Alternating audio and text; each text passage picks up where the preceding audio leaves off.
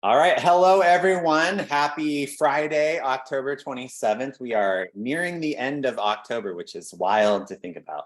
I'm so excited for November because why? Well, we are, I think now almost a year and a half, almost 2 years into creating this community called the Accounting Alchemy Network. So for those of you who don't know, the Accounting Alchemy Network is a community of accounting professionals who are a stand for positive social transformation.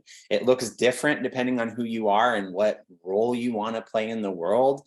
And so, for example, we have some amazing work with people that we're doing at the Pachamama Alliance, educating people on climate action. We've got some really awesome work going on inside of our community around JEDI training, which stands for Justice, Equity, Diversity, and Inclusion, with Janat Etienne, who we absolutely love.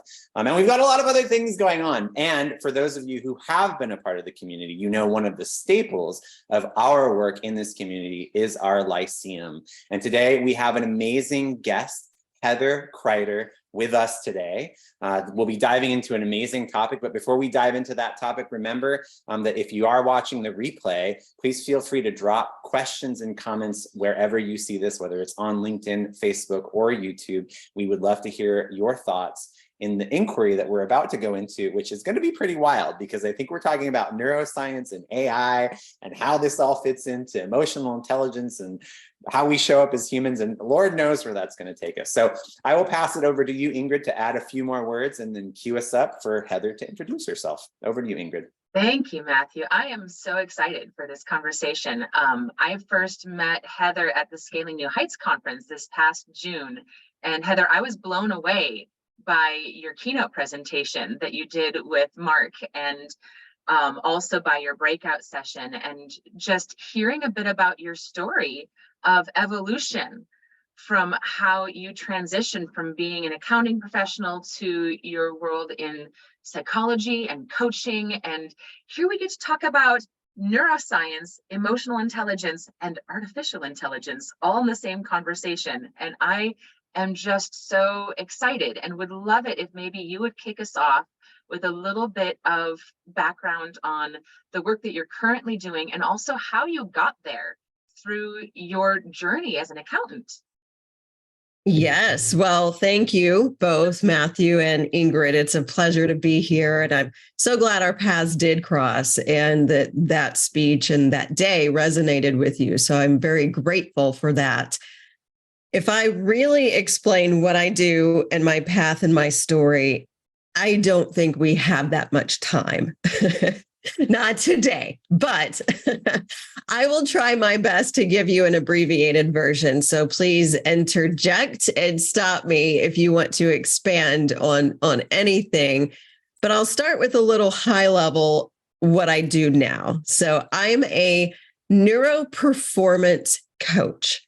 And what that means is I take what I call super ninja brain science tips and tricks to help people rewire the way they think and approach life. That's the general perspective. But if we look at our current modern world, we're full of overbooked, overworked, overscheduled, overstimulated with everything that we have that's thrown at us. And we really need skills and tools to help us get through that. And if we look at the challenges we have in our world, and I love that your group is looking for positive social transformation. One of my missions, professionally and personally, is to make the world a more compassionate and mindful place, starting with one thought and one mind at a time. And that's really what it's about. People understanding you have the power to make so much happen with yourself, your life, and other people's lives with what you think. It all starts with what you think. And guess what? We've not been taught to think or how to think. We've been taught how to process, how to get good grades, how to be a high achiever, high productive person, but we really don't know what that means. And so that's my job. That's my goal, is to break that down. And that's why I said super ninja neuroscience tips and tricks, because it really is simple. And I provide usable neuroscience for people to be able to put into play micro actions every day to help reduce that stress, reduce the overload, overwhelm, over whatever, because we are so overbooked. And to kind of bridge, and I can expand on that in a million ways, but to bridge, I started out as a corporate accountant. I am trained by education as an accountant, and I quickly learned in the environment I was in that, number one, I needed more of an impact. And at that time in the late 90s, I didn't see how I could bridge that goal and desire I had as a human being to what I was doing. I'm not saying it's not possible, because clearly your organization is trying to bridge that. But at the time for me, I couldn't see that bridge. And I became what I call SAD sad. I was stressed, I was anxious, and I was flat out depressed and overwhelmed. And I thought, as a young child who dreamed of success and dreamed of being a superhero that could change the world, when I got to my corporate life, it sucked. It was really hard. And it was way more stressful, way more overwhelming than I was prepared for and that I was taught. And that my environment didn't know how to support what I call the human element side. And no discredit to any organization, but so many things focus on driving profit and results, that really what's important are the not just the happiness, but the true mental connection that the human beings have. And so for me, I just was burnt out. I got to the point I had a white picket fence life. If you looked at me on the outside looking at my life, you would have thought I had what I call a white picket fence life, but I was miserable and I couldn't figure out why. So I had to go figure it out myself. And I was very fortunate enough to run across a neuroscience-based program that really helped reduce stress and overwhelm. That was why I started. And what I quickly learned was, oh my goodness, I was challenged in every way of my being, my belief systems, my values, how I approached myself, my self-care, my self-compassion, my daily life. Everything got challenged for me, which was great. That's exactly what I needed, because I really hadn't been taught those skills, those true social and soft skills that are called soft skills, that are the critical skills, the foundational skills. And I was so fortunate to have crossed paths with this program, and it changed my life. It changed the way the way I thought, rewired, helped kind of get rid of some of the overwhelm that my brain was experiencing and suffering. I had no choice but to share what I learned with the world, with my clients. And I transitioned. I've actually been an independent business owner now for over 19 years, which is scary for me to say that long, but I've been able to morph, and I've gone through trainings and gone through various things to lead to what I do now. So there's the short version. Thank you, Heather. Yeah, and I really appreciate what you're sharing. And there's something I want to kind of pinpoint and look a little bit deeper at.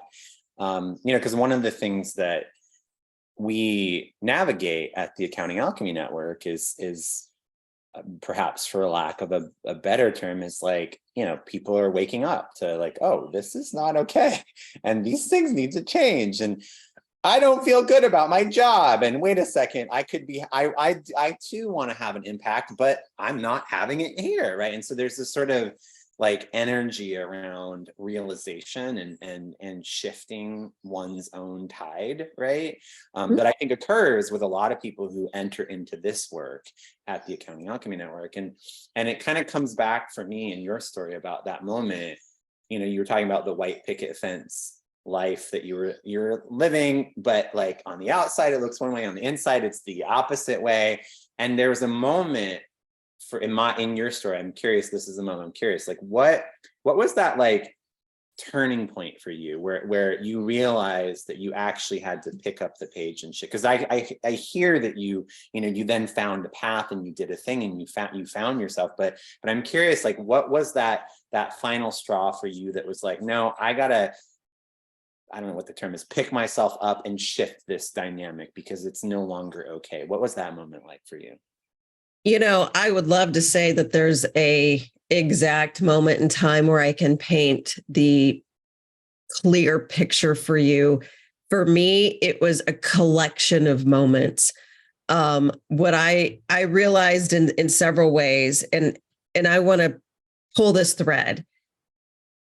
The first moment for me, and I love how you said the realization of this is not okay. This no longer works for me. Number one was in my corporate life. When I made a decision, this no longer works for me to be in this corporate life because I can't connect the dots to being able to be of service in a bigger way. I just couldn't at that time. I also was so stressed out, burned out, that staying in that environment, I had to find a different way. So I made my first jump, if you will, to being an independent business owner because I really wanted more connection to people. And being burned out in that corporate environment, I knew was not going to give me that connection. That was my first jump.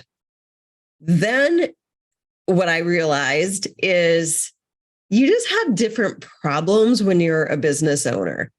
You change an environment, you change the things you can't control, but now you have a whole lot of other things that are in your control. And that just breeds a completely different level of stress, overwhelm, and responsibility. And I asked for that. But for me, the real moment where I had to wrangle and make some serious mental and physiological changes was life. Life threw me into needing to change by necessity. And when I say it threw me into, I experienced what I call a series of significant emotional experiences. We all have them. We all go through our own versions of significant emotional experiences. Some are more severe, some, it doesn't matter because on each individual's physiology, it still affects your brain. It still leaves an impact. It's still an experience that's traumatic in some way. For me, I went through a divorce. I moved to a new city. I lost my only sibling, and then I lost both of my grandparents who were instrumental in raising me. I had the most severe life changes where I had no choice but to figure out how to maneuver in this world and be a functioning human being. And that's really what it came down to me. I had years and years of going through this stress and overwhelm and burnout to just go through the roller coasters. And I would have some success and I would make some changes. And then I would crash and I would have some success and make some changes. And when I had all of those life experiences thrust at me at once, I had to take a moment and step back and say, if I want to be a functioning human, first of all, I have to make some changes, and not just surface changes, real physiological changes. If I'm going to be a good mother, I had 2 small children at the time. If I'm going to be a good leader, if I'm going to be a good employee, a boss, a colleague, whatever, I have to make some physiological changes and get off of this roller coaster. So for me, it was partially decision to step back and say, this roller coaster, life's a roller coaster, but to mitigate the severity and to mitigate the complete bottom falling out when I do have a downfall, I needed skills. And so for me, it's a series of events. And I think for everyone, it is too. If you really look at other people's stories, there's a day where you look at things differently. There is a day where you say, this is the lens I have to get rid of. And I don't really know what this other lens looks like, but I know that this lens through which I have seen for so long just has to change. And sometimes you don't know what that is. For me, I didn't. I just knew this had to stop. So again, I was extremely fortunate to stumble upon, call it divine intervention, manifestation, however you want to put it. That was in my path. And I think for good reasons. I had to go through what I needed to go through to be able to understand. I'm much better at my job. I'm much better at coaching people because I do understand. This isn't me talking just from textbook. This is me talking from real practice. And I needed to go through those things so that way I could connect the textbook to the practice and be able to say, guess what? Here's your playbook. And that's really what I do as a neuroperformance coach is I don't give you a ton of theory or a ton of neuroscience. I say, here's the principle. Here's the playbook. Here's your action. Do this. If you really want the change you're looking for, and it's micro steps, it's micro actions, because that's how your brain learns. So I kind of went on a tangent there, Matthew. I hope I answered your question. Did. Thank you. And I know that Ingrid has a question, but yes, you definitely answered my question. So thank you for that. Sure. Over to you, Ingrid. I'm loving your story, Heather. Thank you so much for your vulnerability in sharing that history with us. It sounds like, you've been through a crucible, and it's important to recognize that those crucibles that we encounter in our lives are what forge us into being our best selves and who we are and creating the changes that we want to see in the world. And you touched, I love the way that you expressed it with the super ninja neuroscience tips and tricks. And it's just so good, that brain science. And I'm loving how you have implemented those tools in your life and are teaching them to others and making it so that others have access to the tools that we need to be more resourced in whatever roles that we're in, to be able to create those changes in the roles that we are in. And I know that we teased our audience with the amazing title that we came up with for this presentation in the call that you and I had not too long ago, around neuroscience, emotional intelligence, and AI, artificial intelligence.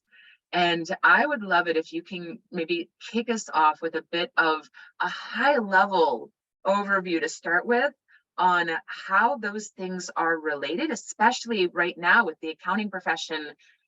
There's a lot of accountants who are maybe feeling a little triggered by the really fast advances in artificial intelligence, and maybe a little concerned that some of the roles that accountants have previously served may become a little bit obsolete as artificial intelligence and machine learning takes on some of those tasks. And yeah, I would really love to hear kind of how you see those things being connected.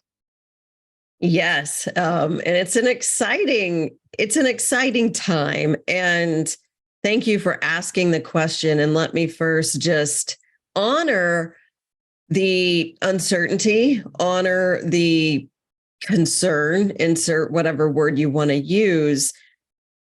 I grew up in the child of the 80s. I grew up in the 70s. And when you think of all the advertisements and movies and things we had in the 80s, how many alien and robot movies and shows. And if you really think about it, it was everywhere.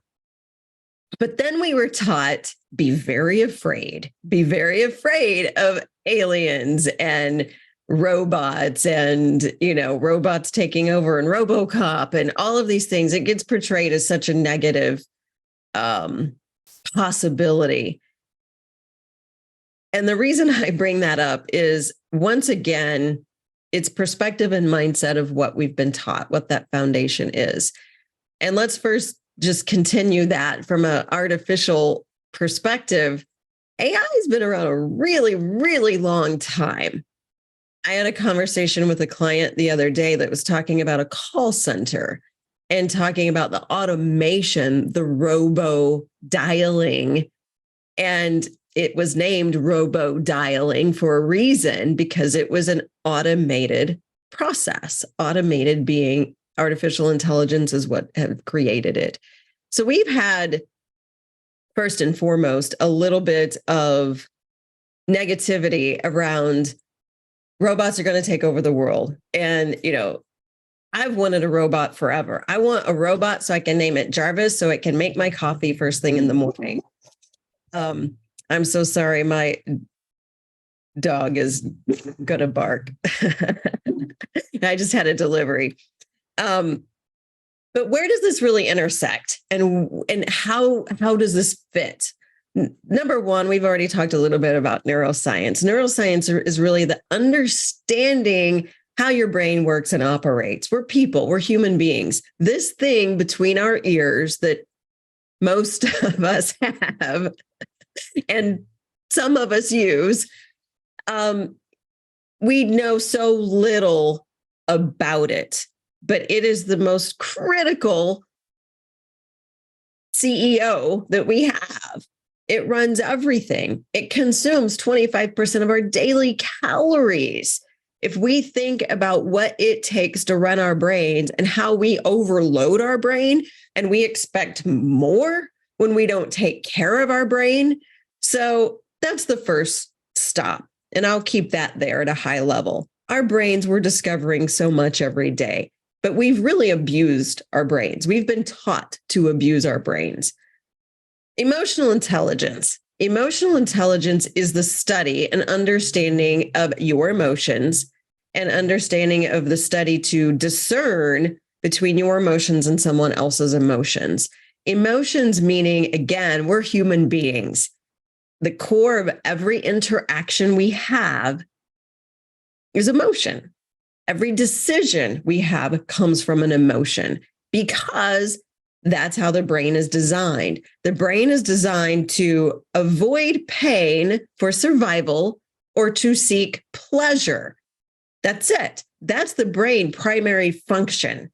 And the way it does that is through the emotional center of the brain that's constantly scanning, trying to say, is this something that I need to hold on to avoid pain? Is this a survival information I need to hold on to? Or is this something that could be pleasurable?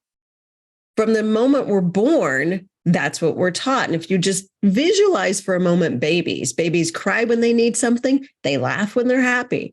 It's that simple. That's the emotional part of the brain. We get taught how to unthink and feel. We get taught to do versus feel and do versus think and really connect to our emotions. And that's a big, broad statement, I realize. And there's a lot of nuances to that. But the point is, when we look at the intersection of neuroscience, emotional intelligence, and AI, what's so amazing right now is AI, number one, is here to stay. If we look at the studies of artificial intelligence, right now we're at statistically 70+% at least have heard of AI.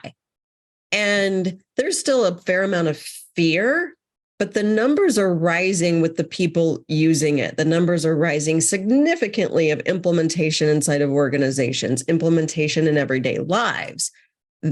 We can all agree that it's here. We may not understand it, but it's here. And so embracing and saying, okay, AI, emotional intelligence, and neuroscience, AI helps us do things better, faster, cheaper. So we can be human again. So we can enhance our daily lives. So we can enhance the things that really matter to us. And especially as business owners, and when you specifically talk about the accounting world, your brain's being taxed in so many ways. Even if you're doing a repetitive task, you have all these other things you're thinking about. Balancing who you are, who you want to be, what's going on in your life, what's going on in your emotional state, and efficiency and productivity, that's what it's all about. So artificial intelligence really helps us enhance those key areas of our life so we can prioritize, so we can go back to learning and developing and growing and taking care of our brains. So that's probably as high level as I can give.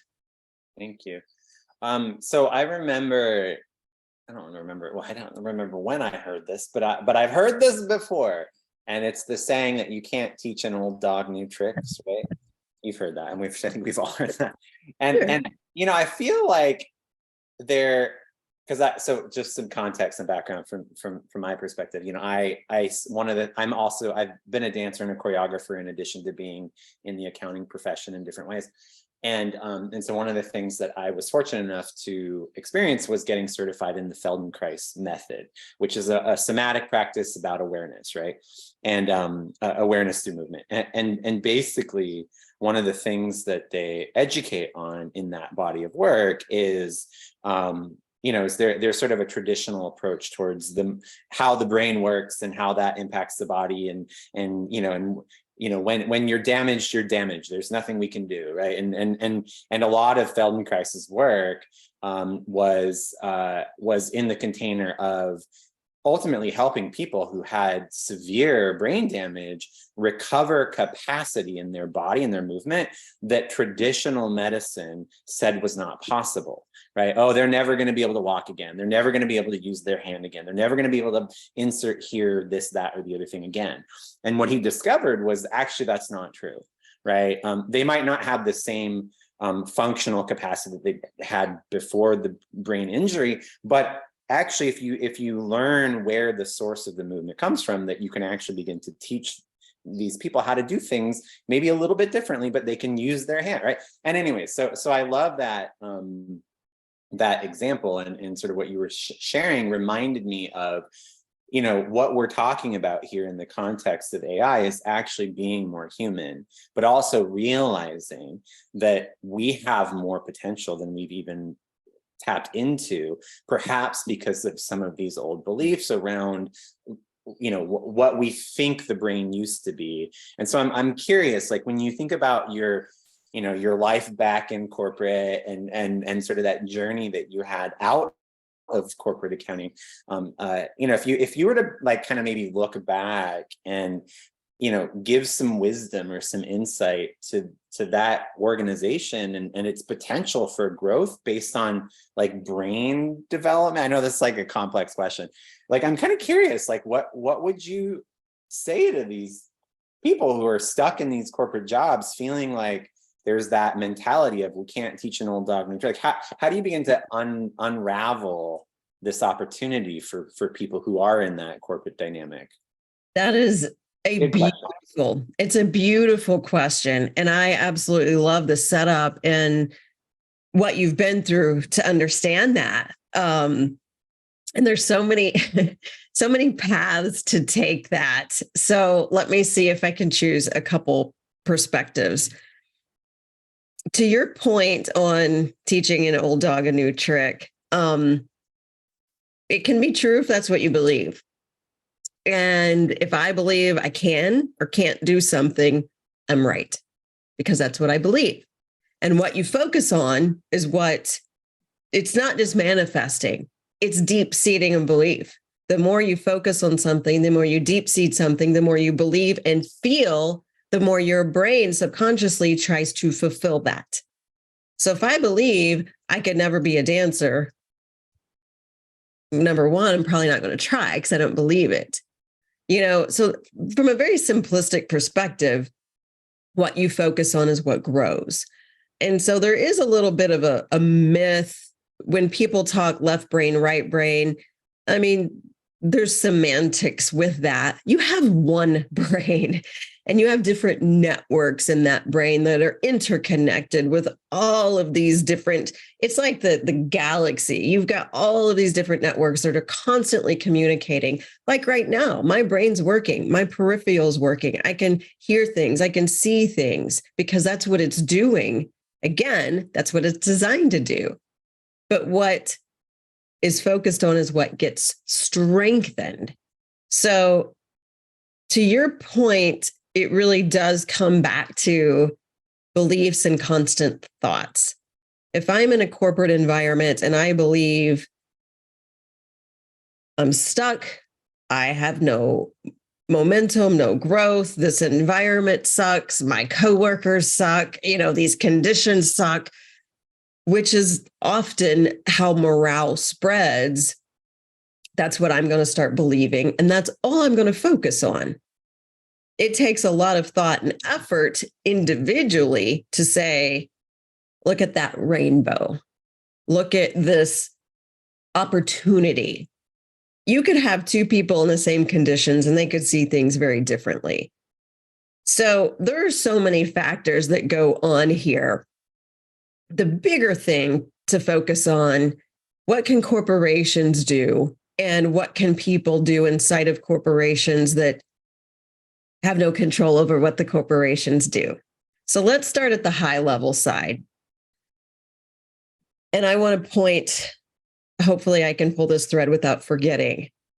The reason those dancers are taught to dance again, when your brain goes through something traumatic and you're trying to reteach, you're relearning, you're reconnecting pathways, you're going through a forest and trying to create a new path in that forest, or you're trying to find your way back to a path that you've been on before that you got off of.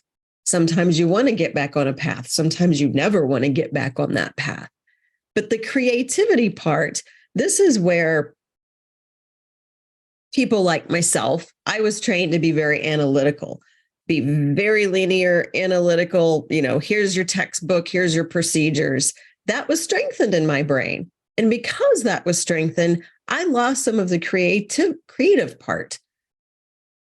We all have the ability to be creative. We all have the ability to strengthen certain parts and to be better because that's what we focus on. But your brain needs a break.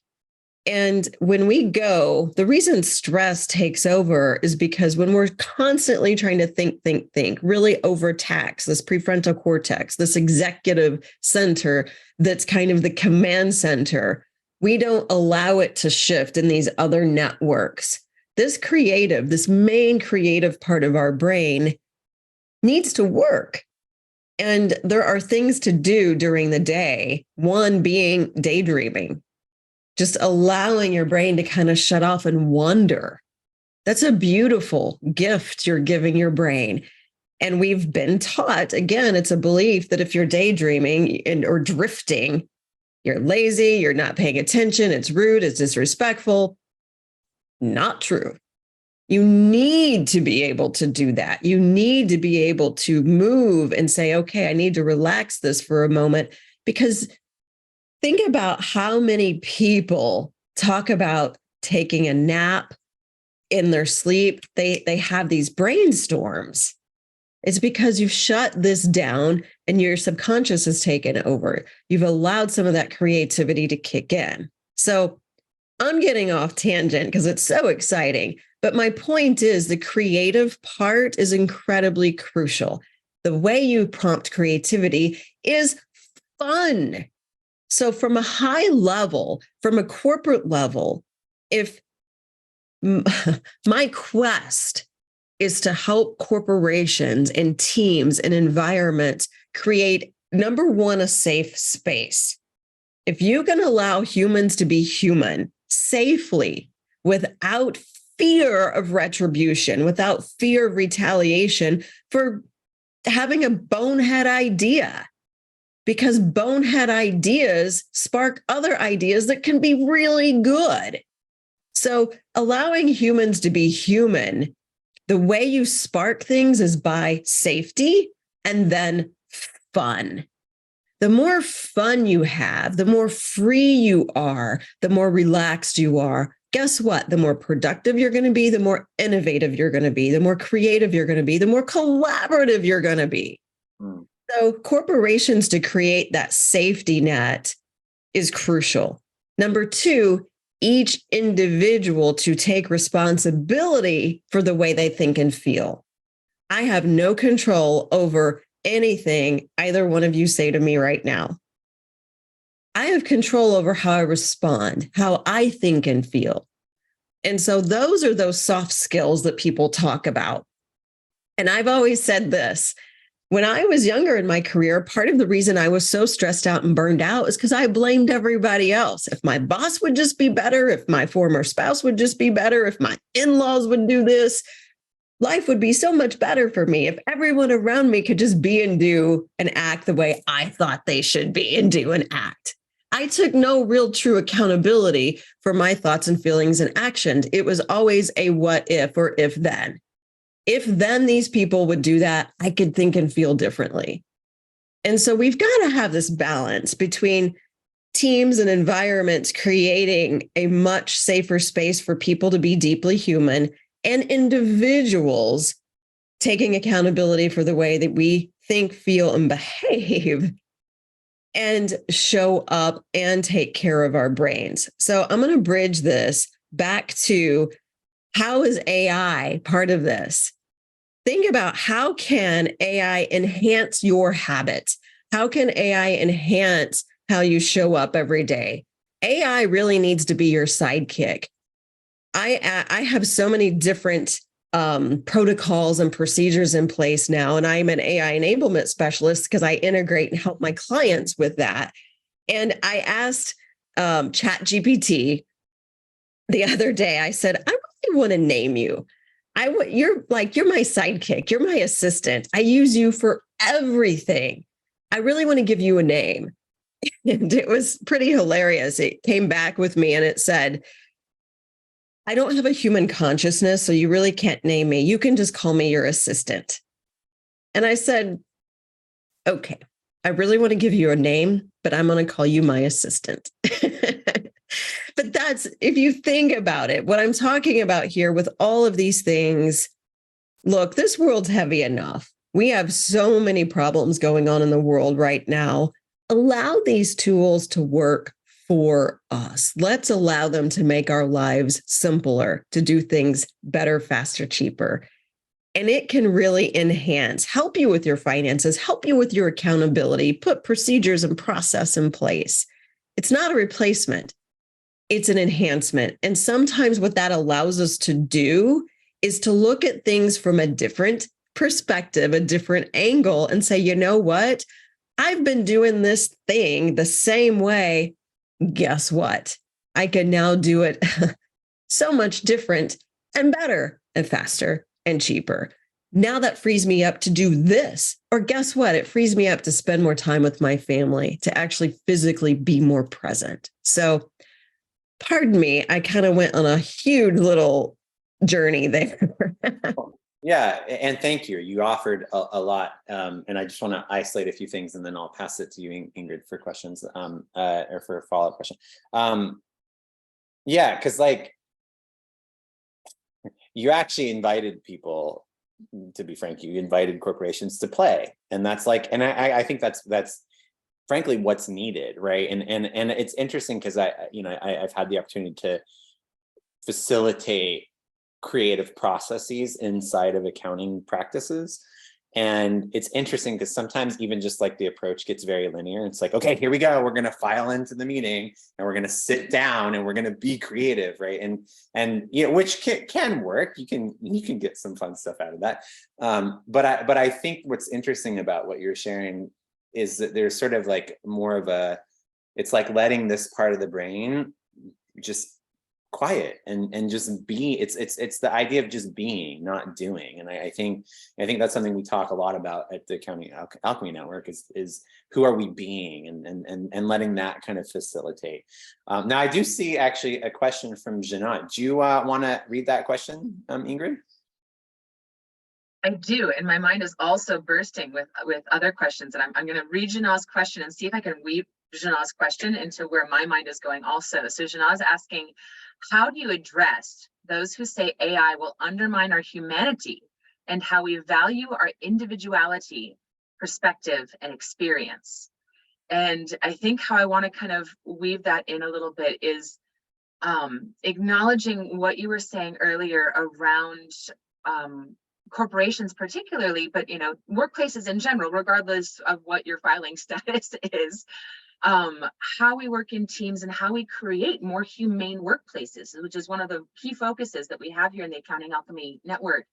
And some of the conversations that we've gotten the opportunity to have recently, we are in the midst right now. We've done 2 of 3 sessions on book clubbing this fantastic book, Confronting Our Freedom by Peter Block and Peter Kostenbaum.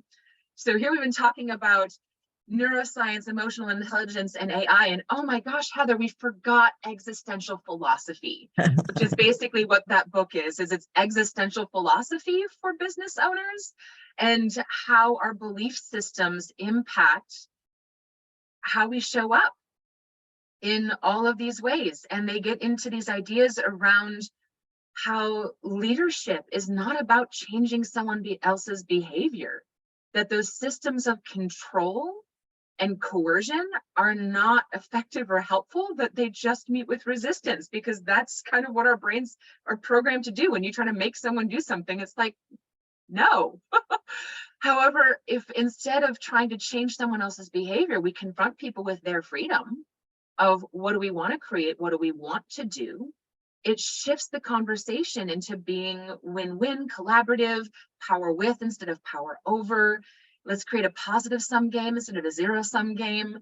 And when it comes to addressing those ideas of AI and the fears that AI are bringing up around undermining our humanity, how we value our individuality, our perspective, our experience, and how those ideas impact our workplaces, we're talking about fear of loss of control and looping it back to the nerdy neuroscience piece.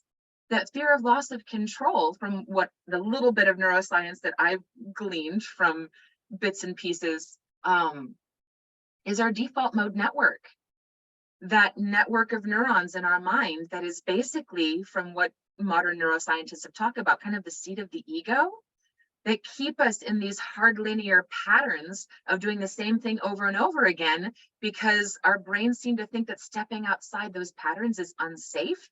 And we've attached our identity to those habits so that changing those habits feels life-threatening, even if it's not. So now here we're confronted with artificial intelligence, which, getting back to Janot's question, feels like an existential threat. How do we, from a neuroscience and an emotional intelligence perspective, tackle an existential feeling threat in well ways in our workplaces? That's very beautifully stated, and it's a beautiful question. And I think it proves the necessity more than ever of the value and importance of emotional intelligence. And so for so long, again, I'll use the term soft skills, people development is low on the list. Even for individuals, there's a statistic I always show when I give presentations and speeches that over 900 leaders that were surveyed, I don't know how many companies, a significant number of companies, 1% spent significant time on personal development. 1%. So if leaders that are making decisions, process, and procedures aren't growing, what are they sharing with people? And then it's not a priority for people. And then people say, well, I don't have time. So the existential crisis is not new. And it's perspective on priority. We've been, especially in our culture, so focused on growth, so focused on profit, on efficiency, on product. We know people are important, but the things that you don't, quote, see, which are development of people, training, the Healthy Balance Initiative. I remember in the late 90s when fitness and healthy lifestyle and reducing smoking and eating right, that was a big culture shift inside of companies. And it took years to really invest into teaching people how to live and be healthy. And anything that talked about mental health, though, was a topic you just didn't talk about. It was scary. It was challenging. And we've grown significantly from that. But we've still looked at mental health as being different from well-being, different from productivity. And it's not. It's one and the same. Our mental health affects our well-being. It affects our physical health. We can talk about people losing weight because you can see it. If I come in and say I'm depressed, people aren't really going to know how to answer me. But if I have a broken arm, you're going to ask me questions. So the bigger point to your topic and your question is the ego is most certainly what drives us and how we've been taught to serve our egos. And we've attached so much to our identities, again, because of how we've been formed. So to your point, Ingrid, that default mode network, your brain needs to function when you freak out. When and if, and statistically, I know 0 people that have been threatened by a tiger or bear in their everyday life. But if somebody were, your brain needs to be able to function without thinking. But what happens is our default tends to ruminate on negativity. Our default tends to stay because it holds on to that for survival. So to your point with change, your brain does not like change. Change is scary, and change is an effort. So existentially, everything comes back to really taking control over the way every individual thinks. The emotional intelligence is more important than ever. And it's perspective in the way we approach human beings. This is not a new thing. We just have a new thing to blame. And we have a new thing to hang our hat on as a potential cause, when this is not a new crisis. It really has been an existing crisis. And yes, it's human to say, I have a fear of loss of control. We always fear what we don't know. We always fear what we don't see, which is why mindfulness is more important and crucial than ever. So I'll go back to what I said earlier. I have control what I think and feel. And what I think and feel predicts my behavior, and it predicts my future outcomes. So if I really make a decision to focus on your term, the positive sum game here, then I need to put micro actions in place when my brain wants to go in a different path, because it's gonna do that. And when I get scared of AI coming and taking over. Instead, I can say, I can't wait for my robot Jarvis to make me coffee in the morning. I can't wait. It's perspective. And I know I'm making this light, but again, life is too short to sit here and freak out about the things we don't have control over. We most certainly have a part to positive social transformation, but it starts with how we think and feel individually. And I'll thread this one extra point at a conversation this morning with somebody that was really talking about some of the current violence that's happening. And I said, you know what? It's sad. And it really is sad. But if we really stop and think, once again, how our brains are trained, our beliefs, our values, what we see every day as children, and what we constantly expose ourselves to. And so, Matthew, back to your question earlier with me, like what were those moments? What was the moment, or what was a defining moment? Until you as an adult takes a stand and says, okay, I've had enough. This is where anger can be a very beautiful thing. When you get angry, you can either be rebellious or you can be determined.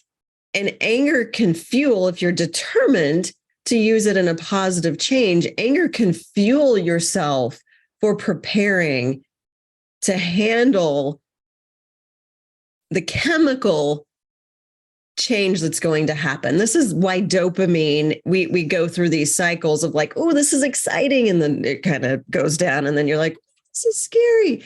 Because now it is scary, but it's exciting when you've got all this chemical rush, but then it's scary when reality hits in and you're on a path and you're like, oh my gosh, there's a tiger or bear coming to eat me. So there's a lot of physiological things that are happening.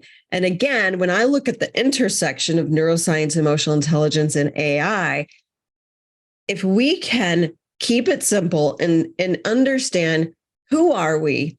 Who do we want to be? What are my goals? What are my dreams? How can I grow as a human to be better, to achieve my goals and dreams, and to serve others? And we get caught in these big existential plans that overwhelm us. And when we just break it down and keep it simple and say, one thought, one action at a time, as long as I know where I'm going, as long as I understand and I course correct and I adjust and I learn every day. So that's where I'll leave that for now. Yeah. Thank you. So we're nearing the back end of our time together. And so I want to kind of bring it down to, or up to, or over to, I don't know where it is positionally. This place of like, okay, so I'm with you, right? I'm a yes. I love it. I'm a big picture thinker. Like, this all feels really good.